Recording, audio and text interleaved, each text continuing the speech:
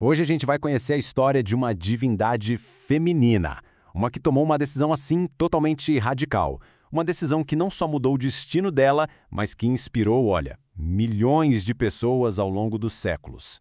Então, fica a pergunta: quem é essa deusa que bateu o pé e se recusou a renascer como homem? É essa pergunta que vai guiar a gente por uma lenda, sério, extraordinária.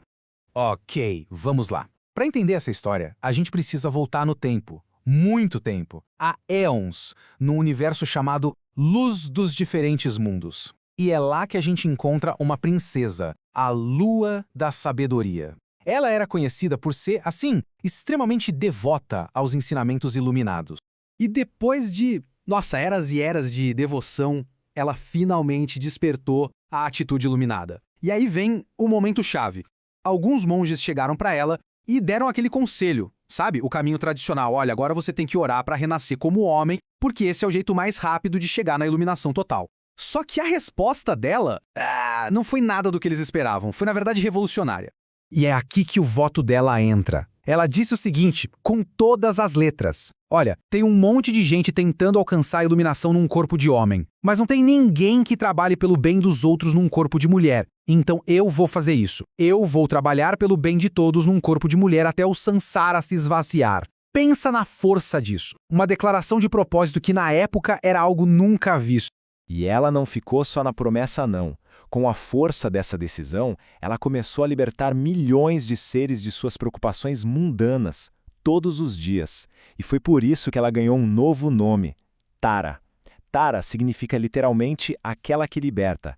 E um grande Buda da época viu aquilo e profetizou: de agora em diante, você será conhecida apenas como Deusa Tara. E como eu disse, ela não perdeu o tempo. O voto dela não era uma coisa para o futuro, para outra vida. Não, era um poder que ela começou a usar na hora, ali mesmo. Ela se tornou essa protetora super ágil, super rápida contra os medos do mundo real. Ela ficou famosa principalmente por proteger as pessoas dos chamados 16 grandes medos. E não estamos falando de medos abstratos, tipo medo do escuro. Eram perigos reais, do dia a dia, mesmo. Medo de leões, de elefantes, de incêndios, de bandidos, coisas que realmente ameaçavam a vida das pessoas. Olha só essa história, por exemplo. Uma menina de 12 anos foi capturada por um elefante selvagem. No meio do desespero, ela lembrou do nome de Tara e começou a orar. E o que aconteceu?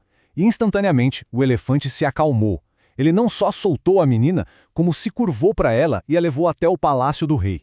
O rei ficou tão impressionado que fez dela a sua rainha. Pensa na virada de chave, do perigo de morte para a realeza. Tem a outra história, muito boa também. Um comerciante rico foi cercado por, 1000 bandidos. E não eram bandidos quaisquer, comiam carne humana. Ele orou para Tara e aí, do nada, surgiu um exército inteiro de heróis, uma emanação dela.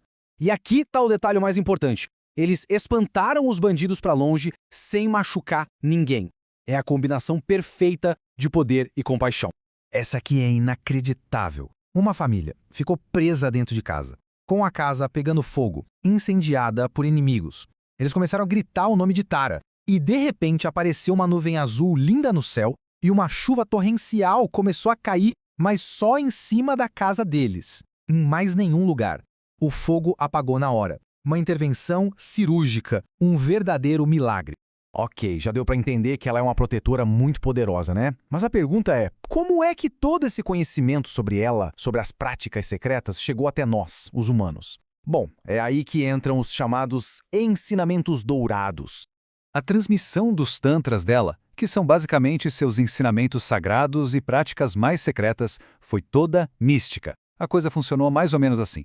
Primeiro, eles foram ensinados lá no mítico Monte Potala. Depois, foram entregues a um guardião, o Vajrapani, para ele guardar bem.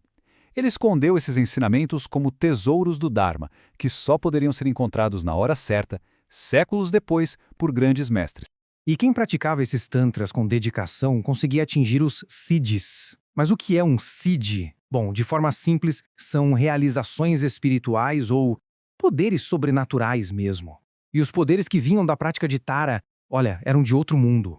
E quando eu digo poderes, não é pouca coisa não. Eram coisas bem concretas até. A gente está falando de ficar invisível, de poder voar, de um elixir da juventude que dava centenas de anos de vida e até de um jarro com tesouros que nunca acabava. Parecem coisas de lenda, né? Mas para os praticantes eram conquistas reais, frutos da devoção a ela.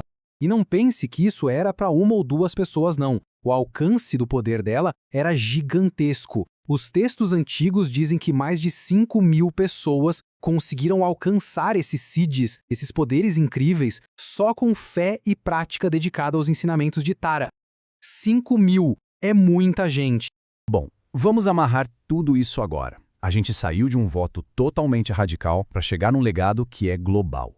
A jornada de Tara é a de uma bodhisattva feminina que continua super influente até hoje.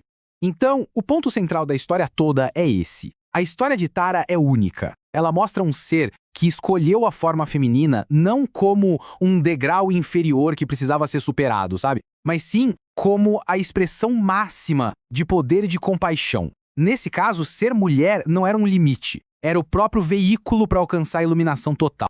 E isso tudo nos deixa com uma última pergunta, para a gente pensar mesmo. O que essa história antiga sobre um poder feminino escolhido de propósito significa para o mundo que a gente vive hoje?